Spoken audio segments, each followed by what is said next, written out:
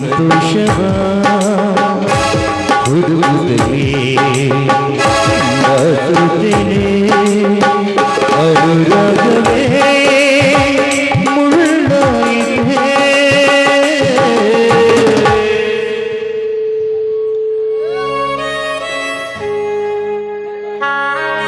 ಸಾವಿತ್ರಿ, ಇಂದು ನಿನ್ನ ಪುಣ್ಯತಿಥಿ.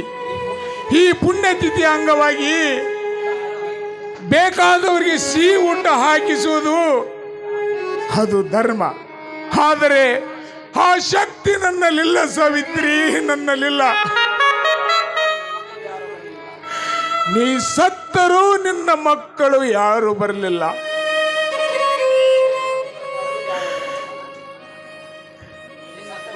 ನಿನ್ನ ಪುಣ್ಯತಿಥಿ ಅಂಗವಾಗಿಯೂ ಯಾರು ಬರಲಿಲ್ಲ. ಅದಕ್ಕೋಸ್ಕರ ನಾನೇ ನಿನ್ನ ಪುಣ್ಯನಿಗೆ ಆತ್ಮಕ್ಕೆ ಶಾಂತಿ ಸಿಗಲೆಂದು ನಿನಗೆ ಪೂಜೆ ಸಲ್ಲಿಸಿ ಒಂದು ತುತ್ತು ಅನ್ನ ಉಣ್ಣಾಕುತ್ತೀನಿ ಸಾವಿತ್ರಿ, ಅನ್ನ ಉಣ್ತೀನಿ. ಕಾಲ ನಿನ್ನ ಬೇಡುವೆನು, ಸ್ವಲ್ಪ ಹಿಂದೆ ಸರಿದು ಬಿಡು. ಅಪ್ಪ ಅಪ್ಪ ಅಪ್ಪ, ನಾನಪ್ಪ ನಿಮ್ಮ ಮಗ ಅಶೋಕ. ಯಾವ ಅಶೋಕ? ಯಾಕಪ್ಪ ನನ್ನ ಗುರುತು ಹಿಡಿಯಲಿಲ್ಲವೇ ನೀವು? ನಾನು ನಿನ್ನ ಮಗ ಅಶೋಕ ಅಪ್ಪ. ನನಗಿದ್ದ ಮಕ್ಕಳೆಲ್ಲ ಸತ್ತು ಹೋಗಿದ್ದಾರಪ್ಪ. ನನಗೆ ಯಾವ ಮಕ್ಕಳು ಇಲ್ಲ. ಅಂದರೆ ನೀ ಯಾವ ಅಶೋಕಪ್ಪ? ನೀ ಯಾವ ಅಶೋಕ? ನೀನು ಯಾರ ಮಗನಪ್ಪ? ನೀನು ಯಾರ ಮಗ? ಓಹೋ, ನೀವ ಡಾಕ್ಟರ್ ಅಶೋಕ. ಯಾಕೆ ಡಾಕ್ಟರ್ ಈ ಬಡವನ ಮನೆಗೆ ಬಂದಿದ್ದೀರಾ? ಅಪ್ಪ, ದಯವಿಟ್ಟು ನನ್ನನ್ನು ಕ್ಷಮಿಸಿ ಬಿಡಪ್ಪ. ನಿಮ್ಮ ಮಾತು ಕೇಳಲಾರದಕ್ಕೆ ನಾನು ಕೆಟ್ಟು ಹೋದೆ. ಹೆಂಡತಿಯ ಮಾತನ್ನು ಕೇಳಿ ನಿಮ್ಮನ್ನು ಬಿಟ್ಟು ಹೋದೆ. ಲಂಚ ಪಡೆದುಕೊಂಡು ನೌಕರಿಯನ್ನು ಕಳೆದುಕೊಂಡೆ. ಮಾಡಿಕೊಂಡ ಹೆಂಡತಿ ನನ್ನನ್ನು ಬಿಟ್ಟು ಓಡಿ ಹೋದಳು. ಹೆತ್ತ ತಾಯಿಯ ಸಾವಿನ ಸುದ್ದಿ ತಿಳಿದು ತುಂಬಾ ದುಃಖವಾಗಿದೆ ಅಪ್ಪ, ದುಃಖವಾಗಿದೆ. ಬಿಡಪ್ಪ, ಕ್ಷಮಿಸಿ ಬಿಡು. ನೀನು ನನ್ನ ಮಗನ? ನೀನು ನನ್ನ ಮಗ ಅಂತ ನಾನು ಹೇಳ್ಕೊಳ್ಳಬೇಕಾ? ಹೇ ಅಶೋಕ, ಬಡತನದ ಬೇಗೆಯಲ್ಲಿ ಗಂಡ ಹೆಂಡರಿಬ್ಬರು ಕೂಲಿ ನಾಲಿ ಮಾಡಿ ಕಷ್ಟಪಟ್ಟು ನಿನ್ನನ್ನು ಡಾಕ್ಟರ್ನನ್ನಾಗಿ ಮಾಡಿದೆವು. ಹೆಂಡತಿಯ ಮಾತು ಕೇಳಿ ಹೆತ್ತವರ ಎದೆಗೆ ಒದ್ದು ಹೋದೆ. ನಿನ್ನನೊಂದಿಗೆ ಸರಸವಾಡಿದ ಹೆಂಡತಿಯ ಮಾತು ಕೇಳಿ ಹೆತ್ತ ತಂದೆಯನ್ನೇ ಕೊಲೆ ಮಾಡಲು ಮುಂದಾದಿ. ನಿನ್ನನ್ನು ಹೆತ್ತು ಹೊತ್ತು ತುತ್ತು ಮಾಡಿ ಉಳಿಸಿದ ನಿನ್ನ ತಾಯಿಗೆ ಕ್ಯಾನ್ಸರ್ ರೋಗದ ಎಂದು ನಿನ್ನನ್ನು ಕರೆಯಲು ಬಂದಾಗ ಏನಂದೆ? ನಿನ್ನ ಕಾಲು ಹಿಡಿದು ಬೇಡ್ಕೊಂಡೆ. ನನ್ನನ್ನು ಒತ್ತು ಮನೆಯಿಂದ ಹೊರತಪ್ಪಿದೆ ನೀನು.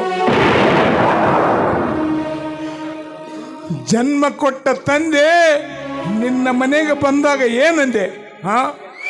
ಹೆಂಡತಿಯ ಗುಲಾಮನಾಗಿ ದಾರಿ ಹೋಗುವ ಭಿಕ್ಷುಕ ಅಂದೆ. ನಿಜ, ನಾನು ಭಿಕ್ಷುಕ. ಹೆಂಡತಿಯ ಪ್ರಾಣ ರಕ್ಷಣೆ ಕೇಳಲು ಬಂದ ಭಿಕ್ಷುಕನಪ್ಪ. ಆದರೆ ಭಿಕ್ಷುಕನ ಮನೆಗೆ ಎಲ್ಲ ಭಾಗ್ಯವನ್ನು ಕಳೆದುಕೊಂಡು ಕಂಗಾಲಾಗಿ ಬಂದಿರುವೆಲೇ. ನೀನೆಂತ ಭಿಕಾರಿ ನನ್ನ ಮಗ? ಮಾತನಾಡಲೇ ಏಕಮನವಾದಿ. ಹೇಳ ಅಶೋಕ, ತುತ್ತು ರೊಟ್ಟಿಗಾಗಿ ಬದುಕುವ ಮನೆ ಮುಂದಿನ ನಾಯಿಗೆ ಹಿಡಿ ಅನ್ನ ಹಾಕಿದರೆ ಮನೆಯನ್ನು ಕಾಯುತ್ತಾ ಕುಳಿತಿರುತ್ತದೆ. ಮನೆ ಮುಂದೆ ಬದುಕುವ ನಾಯಿಗಿಂತಲೂ ಕೀಳಾದವನು. ನೀನು ನನ್ನ ಮಗನಲ್ಲ. ನನ್ನ ಮಗನಲ್ಲಿ ರೂಪದಲ್ಲಿ ಹುಟ್ಟಿ ಬಂದ ನೀನೊಬ್ಬ ರಾಕ್ಷಸ. ಮಗ ಅಂತೆ, ಮಗ ಹೊರಟೋಗಿಲ್ಲಿಂದ.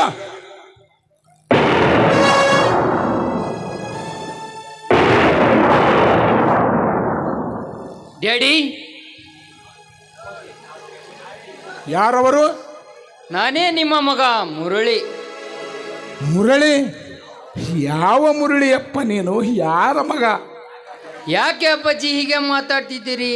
ನೀವು ನಿಮ್ಮ ಆಸ್ತಿ ಒತ್ತಿಟ್ಟು ನನ್ನ ಫಾರಿನ್ಗೆ ಕಳಿಸಿದ್ದೀರಿ.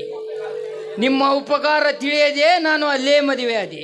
ನಿಮಗೆ ಹಣ ಕಳಿಸಬೇಕೆಂದರೆ ನನಗೆ ಸಮಯ ಸಿಗಲಿಲ್ಲ. ಕೋಟ್ಯಾಧೀಶ ಆಗಬೇಕೆಂಬ ಆಸೆಯಿಂದ ಬ್ಲಾಕ್ ಬಿಸಿನೆಸ್ ಮಾಡಿ ಹೆಂಡತಿ ಮಕ್ಕಳು ನೌಕರಿಯನ್ನು ಕಳೆದುಕೊಂಡೆ. ನನ್ನ ಪಾಸ್ಪೋರ್ಟ್ ರದ್ದು ಮಾಡಿ ನನ್ನ ಸ್ವದೇಶಕ್ಕೆ ಕಳಿಸಿದರು. ಅಪ್ಪಾಜಿ, ನಾನು ಮಾಡಿದ ತಪ್ಪು ದೊಡ್ಡ ಅಪರಾಧದ ತಪ್ಪಾಗಿದೆ. ದಯವಿಟ್ಟು ಕ್ಷಮಿಸಿ.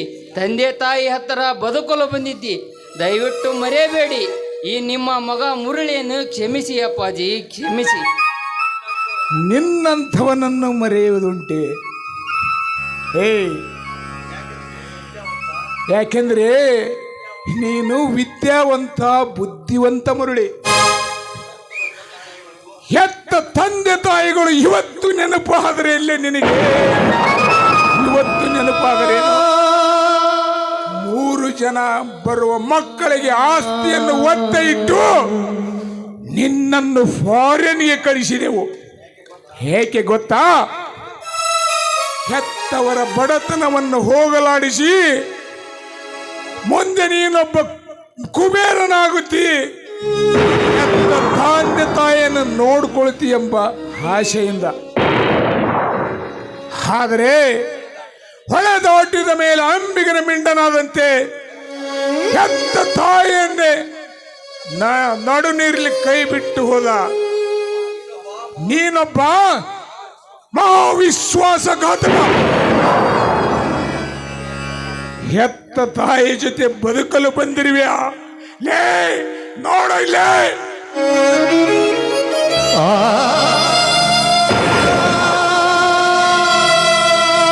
ನಿನ್ನ ತಾಯಿ ಸತ್ತು ಸ್ವರ್ಗದಲ್ಲಿ. ಈಗ ನೆನಪಾತರೋ? ಅವಳು ಸಂಕಟದಿಂದ ನರಳಿ ಸಾಯುವಾಗ ನಿನಗೆ 1000 ಸಲ ಪತ್ರ ಬರೆದೆ. ಬಂದು ಅವಳ ಕಷ್ಟದಲ್ಲಿ ನೋಡಲಾದ ನೀನು ಒಬ್ಬ ಮಗನೇ. ನಂಬಿದವರ ಕುತ್ತಿಗೆ ಕೊಯ್ಯುವ ಮಹಾ ನನ್ನ ಮಗ ನೀನು. ಮುರಳಿ, ನಾನು ನಿನ್ನ ಮರೆಯೋದುಂಟೆ. ನಾನಷ್ಟೇ ಅಲ್ಲ, ಈ ಸಮಾಜವೇ ನಿನ್ನನ್ನು ಮರೆಯುವುದಿಲ್ಲ. ಮತ್ತೆ ನಿನ್ನ ಮುಖ ತೋರಿಸಬೇಡ. ಹೊರಟೋಗಿಲ್ಲಿಂದ. Get out. ನಿಮಗೆ ಮೋಸ ಮಾಡಿದ್ದು ನಂದು ತಪ್ಪಾಗಿದೆ ಅಪ್ಪಾಜಿ, ಕ್ಷಮಿಸಿ ಬಿಡಿ ಅಪ್ಪಾಜಿ, ಕ್ಷಮಿಸಿ ಬಿಡಿ.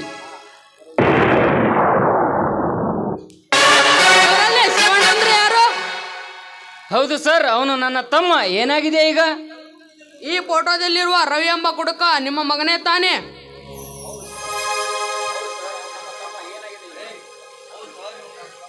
ಹೌದು ಸರ್, ಇವನು ನನ್ನ ತಮ್ಮ. ಏನಾಗಿದೆ ಈಗ? ನೋಡಿ, ದಿನನಿತ್ಯ ಅವನು ಕುಡಿದು ರಸ್ತೆ ಮೇಲೆ ರೌಡಿತನ ಮಾಡುತ್ತಿದ್ದಾನೆ. 10 ಕೇಸುಗಳು ಅವನ ಮೈ ಮೇಲಿದ್ದವು. ಸ್ವಲ್ಪ ದಿನಗಳ ಹಿಂದೆ ಮನಬಂದಂತೆ ಕುಡಿದು ಪ್ರೇಮ ಎಂಬ ಮಹಿಳೆಯನ್ನು ಕೊಲೆ ಮಾಡಿದ್ದ. ನಾವು ಸೆರೆಮನೆಗೆ ಹಿಡಿದೊಯ್ಯುವಾಗ ತಪ್ಪಿಸಿಕೊಳ್ಳಲು ಪ್ರಯತ್ನ ಪಟ್ಟ. ಎದುರು ಬರುವ ಲಾರಿಗೆ ಡಿಕ್ಕಿ ಹೊಡೆದು ಆಕ್ಸಿಡೆಂಟ್ ಆದ. ಈಗ ಅವನು ಸಾಯುವ ಸ್ಥಿತಿಯಲ್ಲಿದ್ದಾನೆ. ಅದಕ್ಕಾಗಿ ತಾವು ಅವನನ್ನು ಆಸ್ಪತ್ರೆಗೆ ಸೇರಿಸಿದ್ದೇವೆ. ಈಗ ಇನ್ನು ಕೆಲವೇ ಕ್ಷಣದಲ್ಲಿ ಅವನು ಸತ್ತು ಹೋಗಬಹುದು. ಹೆತ್ತ ತಂದೆಯ ಮುಖ ನೋಡಬೇಕೆಂದು ಆಸೆ ಪಟ್ಟಿದ್ದಾನೆ.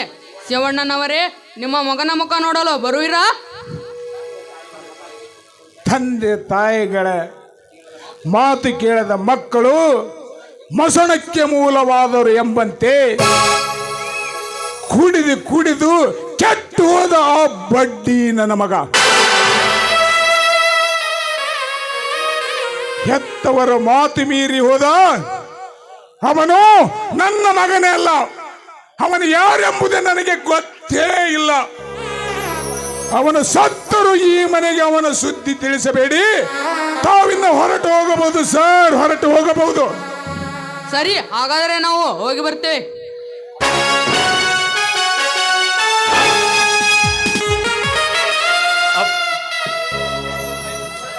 ಅಪ್ಪಾಜಿ, ನಾವು ಮಾಡಿದ ತಪ್ಪನ್ನು ಕ್ಷಮಿಸಿ. ಸಾಯುವ ರವಿಯ ಮುಖ ನೋಡೋನು, ದಯವಿಟ್ಟು ಸಾಯುವ ರವಿಯ ಮುಖ ನೋಡಲು ಮುಂದಾಗುವ ಅಪ್ಪಾಜಿ. ಯಾವ ಉಪಕಾರಕ್ಕೆ ಬರಬೇಕಪ್ಪ? ಯಾವ ಉಪಕಾರಕ್ಕಾಗಿ ಬರಬೇಕು? ನಿಮ್ಮಲ್ಲಿ ಅಂತಃಕರುಣೆ ಅನ್ನೋದಾದರೂ ಉಂಟೆ? ಮಕ್ಕಳು ಹಡೆಯಬೇಕಾದರೆ ಹೆತ್ತವರು ಎಷ್ಟೊಂದು ಆಶೆಗಳನ್ನು ತುಂಬಿಕೊಂಡಿದ್ದಾರೆಂಬುದು.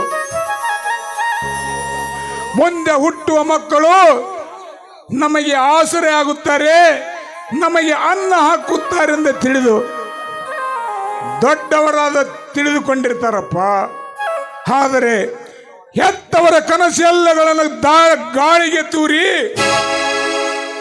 ಸ್ವಾರ್ಥದ ಸಾಧನೆಯಲ್ಲಿ ಎಲ್ಲವನ್ನು ಕಳೆದುಕೊಂಡು ಬಂದು ನಿಂತಿದ್ದೀರಲ್ಲ, ಏನು ಸಾಧಿಸಿದಂತಾಯ್ತು? ಛೇ, ಇದು ಒಂದು ಬದುಕ?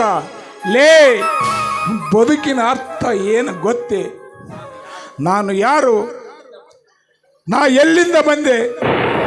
ನನಗಾಗಿ ಯಾರು ಏನು ಮಾಡಿದರು? ನಾನು ಯಾರಿಗೆ ಏನು ಒಳ್ಳೆಯದು ಮಾಡುತ್ತೇನೆ ಅಂದು ತಿಳಿದುಕೊಂಡು ತಂದೆ, ತಾಯಿ, ಬಂಧು ಬಳಗ ಎಲ್ಲರೂ ನನ್ನಂತೆ ತಿಳಿದು ಬದುಕಿದಾಗಲೇ ಅದು ಒಂದು ಬದುಕು. ಈ ಮಾತು ನಿಮ್ಮ ಮುಂದೆ ಹೇಳ್ತಿದ್ದೀನಲ್ಲ, ನನಗೆ ಬುದ್ಧಿ ಇಲ್ಲ. ನಿಮ್ಮ ಮುಂದೆ ಹೇಳುವುದು ಒಂದೇ, ಈ ಬೋರ್ಗಲ್ ಮೇಲೆ ನೀರು ಸುರಿಯುವುದು ಒಂದೇ. ನೀವು ನನ್ನ ಮಕ್ಕಳಲ್ಲ, ನಾನು ನಿಮ್ಮ ತಂದೆ ಅಲ್ಲ.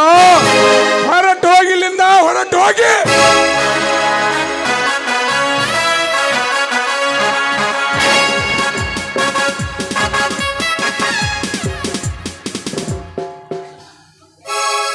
ಅಲ್ಲೋ ಶಿವಣ್ಣ, ನಿನ್ನ ಪರಿಸ್ಥಿತಿ ಕೇಳಿ ನನಗೆ ಬಹಳ ಕೆಟ್ಟ ಅನಿಸೈತಪ್ಪ. ಕೆಲ ಕೆಟ್ಟ ಹಾಳಾಗಿ ಹೋಗೈತಪ್ಪ, ಹಾಳಾಗಿ ಹೋಗೈತಿ. ನಾನು ಡಾಕ್ಟರ್ನಾದರೂ ಕರೆದುಕೊಂಡು ಬರುತ್ತೀನಪ್ಪ, ಡಾಕ್ಟರ್ನಾದರೂ ಕಾಕ ಬೇಡ, ಬೇಡ, ಯಾವ ಡಾಕ್ಟ್ರು ಬೇಡ ಕಾಕ, ಯಾವ ಡಾಕ್ಟ್ರು ಬೇಡ. ಅಲ್ಲೋ ಶಿವಣ್ಣ, ನಾನು ಏನು ಕೇಳಿದ್ರು ನೀವು ಬೇಡ ಬೇಡ ಅಂತಿದೆಯಲ್ಲೋ ಶಿವಣ್ಣ. ಇಂಥ ಸಮಯದಲ್ಲಿ ನಾನು ಏನು ಮಾಡಿದ್ರು ನೀವು ಬೇಡ ಅಂತೀಯಲ್ಲೋ ಶಿವಣ್ಣ, ಯಾಕೋ? ಕಾಕ, ಸಹಾಯ ಮಾಡಬೇಕಂತ ಮನಸ್ಸಿದ್ರೆ ಒಂದು ಸಹಾಯ ಮಾಡು. ಆ ಸಹಾಯ ಮಾಡ್ಕೊಡ್ತೀನಿ ಅಂತ ನನಗ ಮಾತು ಕೊಡು ಕಾಕ, ಮಾತು ಕೊಡು. ಯಾರು ಬೇಡ ಅಂತಾರ ಶಿವಣ್ಣ? ಕೇಳೋ, ನಿನಗೆ ಯಾವ ಸಹಾಯ ಮಾಡ್ಬೇಕು ಕೇಳೋ ಶಿವಣ್ಣ, ಕೇಳೋ, ನಾ ಮಾಡಿ ಕೊಡ್ತೇನೆಪ್ಪ. ನೋಡು ಕಾಕ, ನನ್ನ ಮೈಯಾಗ ಶಕ್ತಿ ನಿಂದ ಕಾಲಕ್ಕ ನಾನು ನಿನಗೆ ಸಹಾಯ ಕೇಳ್ತೀನಿ ಅಂತ ಅವತ್ತು ಹೇಳಿದ್ದೆ. ಅಂತ ಸಹಾಯನ ನಾ ಕೇಳ್ತೀನಿ ಕಾಕ. ಈಗ ಕೇಳು ಶಿವಣ್ಣ, ಯಾರು ಬೇಡ ಅಂತಾರ ಕೇಳು ಕಾಕ. ನಾಳೆ ನಾನು ಸತ್ತು ಹೋದ್ರ ನೀನು ಒಬ್ಬನೇ ಮಣ್ಣು ಮಾಡ್ಬೇಕು ಕಾಕ, ನೀನು ಒಬ್ಬನೇ. ಮಾತಾಡ್ತಿದ್ಯೋ ಶಿವಣ್ಣ, ನೀ ಏನು ಮಾತಾಡ್ತಿದ್ಯೋ? ನೀನು ಸತ್ತರೇನೋ ನಿನ್ನ ಮಣ್ಣು ಮಾಡಲಾರಂತ ಕಟುಕನಂತ ತಿಳಿದೇನಪ್ಪ ಏನಿನ್ನ ಕಾಕ. ನೀ ಆಗಲಿ ಶಿವಣ್ಣ, ನಿನ್ನ ಮಣ್ಣು ಮಾಡೇ ಮಾಡುತ್ತೇನೆ ಶಿವಣ್ಣ, ನಾನು ನಿನ್ನ ಮಣ್ಣು ಮಾಡೇ ಮಾಡುತ್ತೇನೆ. ನನ್ನ ಹೆಣನ ನನ್ನ ಮಕ್ಕಳು ಮುಟ್ಟಬಾರ್ದು ಕಾಕ, ಮುಟ್ಟಬಾರ್ದು. ನನ್ನ ಹೆಣದ ಮೇಲೆ ನನ್ನ ಮಕ್ಕಳು ನೆರಳು ಸಹಿತ ಬೀಳ್ಬಾರ್ದು ಕಾಕ, ನೆರಳು ಸಹಿತ ಬೀಳ್ಬಾರ್ದು. ಆ ರೀತಿ ನೀ ನನ್ನನ್ನು ಮಣ್ಣು ಮಾಡ್ಬೇಕು ಕಾಕ, ಆ ರೀತಿ ನೀ ನನ್ನನ್ನು ಮಣ್ಣು ಮಾಡಬೇಕು. ಆಗಲಪ್ಪ ಶಿವಣ್ಣ, ಆಗಲಿ. ಮೊದಲು ನಾನು ಡಾಕ್ಟರ್ನಾದರೂ ಕರೆದುಕೊಂಡು ಬರುತ್ತೇನಪ್ಪ, ಕರೆದುಕೊಂಡು ಬರುತ್ತೇನೆ. ಬೇಡ ಕಾಕ, ಬೇಡ.